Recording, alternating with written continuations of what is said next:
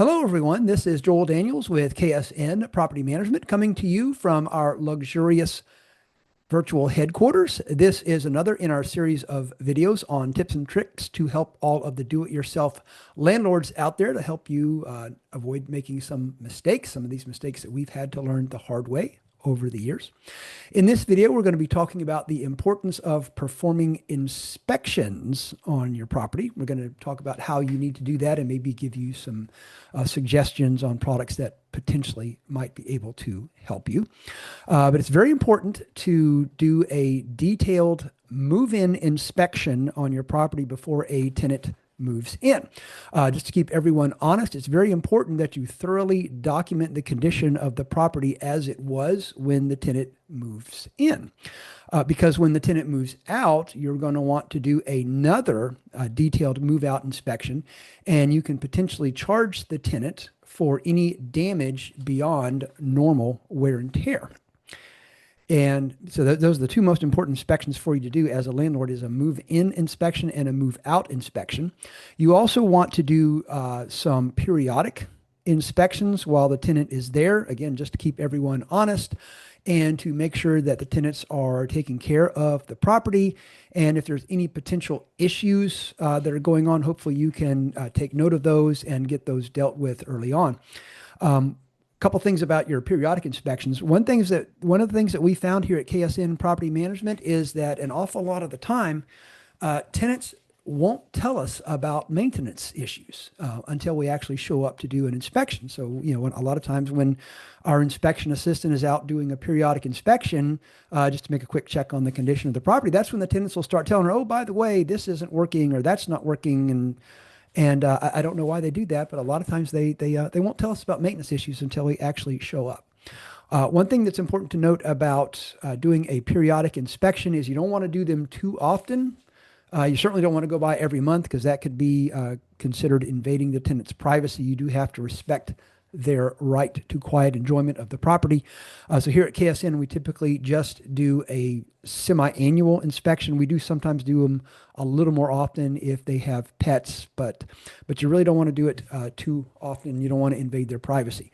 And when you are doing a periodic inspection while a tenant is there, it's important that you give them notice that you're coming.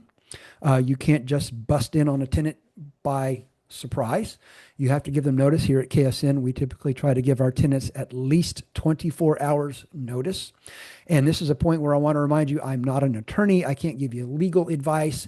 Not a bad idea to check on your state and local laws to see if there's any requirements in there about how much notice you have to give them. So, like I said, move-in inspections, you want to do move-out inspections, and you want to do periodic inspections. And when you're actually doing the inspection, it's very important that you document everything in the house.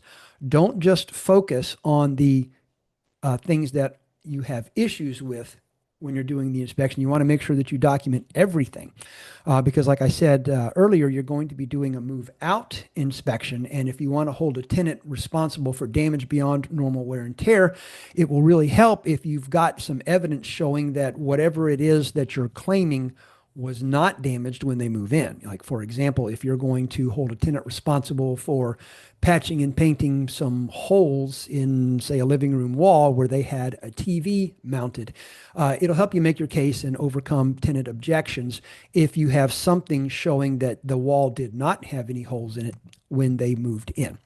I'd recommend that you do this in a systematic way.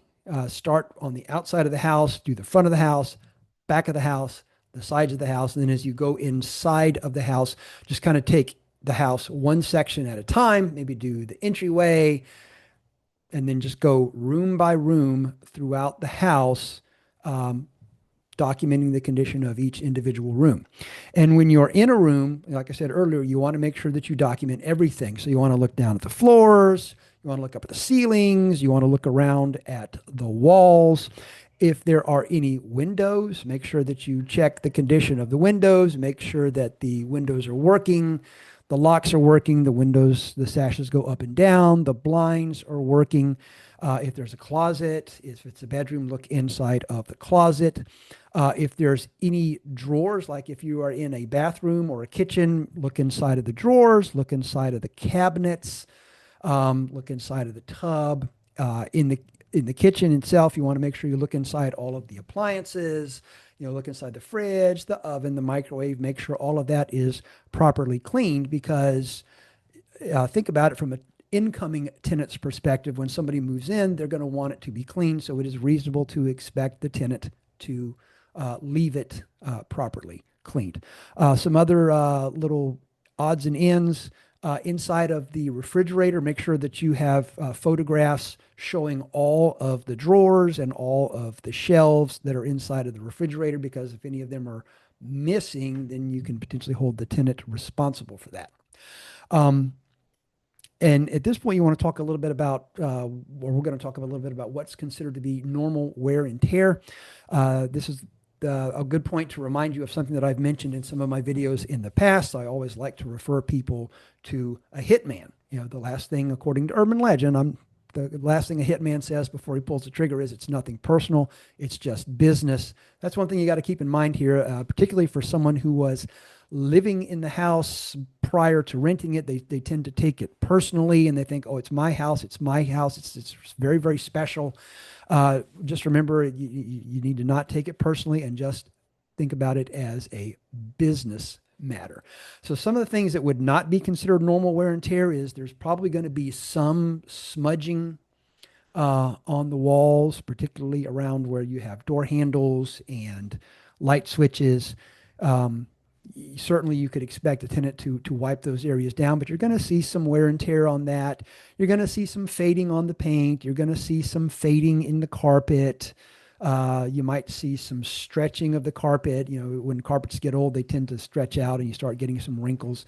You can't hold a tenant responsible for every little thing like that.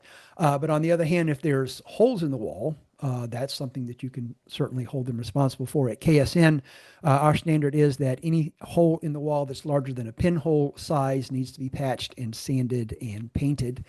I once, as an example, had a situation where I did a move out inspection, and it looked like there's this big triangular melted spot in the middle of a carpet in one of the bedrooms. It looked like someone had dropped a hot iron on the floor. So I did hold them responsible for that. On the painting, I think this is something that I also mentioned in our preparation video. You do not just spot paint. If there's any repair that needs to be done to a wall, the wall needs to be painted corner to corner. You don't have to do the whole room. You don't have to do all four of the walls, but you do need to do that wall corner to corner, because spot painting is always going to show up. I don't care what they tell you at the paint store. Not a bad idea when you write your lease to attach a document to that, just to inform the tenants right up front of what you're going to be looking for when you move out. We have a move out cleaning standards document here at KSN. I'd be happy to share that with you. If you want to reach out to us, I can send you a copy of that. Now let's talk a little bit about how to physically do it. There are some, we use an application called Z Inspector. There's also another application out there called Rent Check. Those are both fantastic applications, and they basically, like I just mentioned, lead you step by step through your house, room by room, and then within each room, you document the floor. It tells you to document the floors, to document the walls, the ceiling, the windows. Just leads you step by step, and they will prepare a very nice, professional-looking document for you. Unfortunately, I think both Rent Check and Z Inspector are subscription-based, and the pricing is based on the number of units. So you might want to check them out and see. It might not be feasible if you just have a couple of units that you're managing. Might not be feasible for you to, or might not be worth it for you to try and sign up for them, because it might cost you too much. There is a service called On-Site Pros, P-R-O-S, On-Site Pros. They do inspections for you for a set fee. That might be worth it, because that's not a subscription-based model. It's just a per job model. So maybe go check out their website and see what areas they service. They tend to focus on some of the major metropolitan areas, but if they're available in your area, that might be an option. If nothing else, maybe just like I said, take lots of photos and put them into a Google document. In some cases, I'm a Android user, but I was able actually, when I was just doing a few units, to set up a Word document and just kind of walk through, and through a combination of photographs and voice recording, make a document sorry, getting a little confused here. I was just able, like I said, I was able to use Google Docs and photographs to create a document of the condition of the property. But however you do it, like I said, it's very important that you thoroughly document the entire condition of the property. Don't just document the problem areas. You want to have a record of how everything looks at the time that you're doing the inspection. So again, I am Joel with KSN Property Management, where we are not monsters. Don't hesitate to reach out to us if there's ever anything we can do to help you. You can find us on the web at our website, ksnprop.com, ksnprop.com. Don't hesitate to contact us if we can help. And if you're watching this on our YouTube channel, don't forget to subscribe so you'll get notifications when we post new videos.